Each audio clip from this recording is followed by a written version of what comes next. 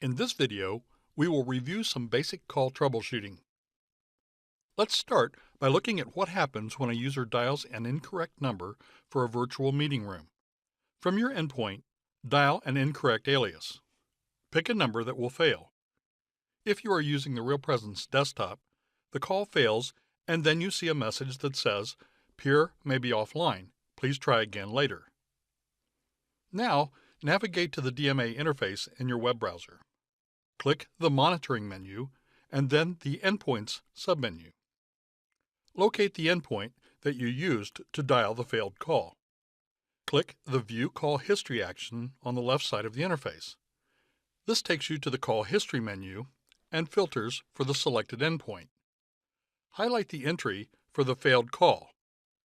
Click the Show Call Details action item. The Call Details window opens. Go to the Property Changes area. Under Value, you will see Rejected and the reason for the rejection. Click the OK button to close the Call Details window. Now, try your call again using a good alias. Once the call connects, hang up and then navigate back to the DMA interface. On the call history log, click the Search button to refresh the list, then locate the new call and select the Show Call Details action. Now, the Property Changes area shows that the call was successful.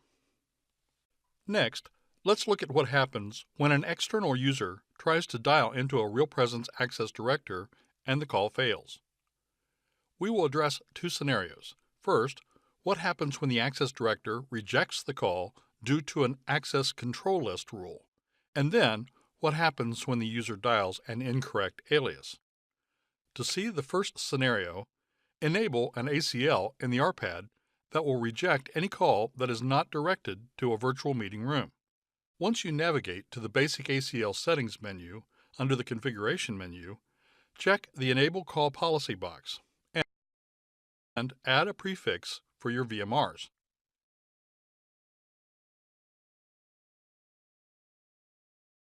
Click the Update button. From the external user's endpoint, dial an alias that does not begin with a configured prefix. You get the "Your request was rejected" message. Navigate back to the RealPresence Access Director. Select the Diagnostics menu and then the Call History submenu. Click the Search button on the right side of the interface. Locate your call based on the Destination column. Highlight your call and then select the Show Call Details action. Click the Call Events tab.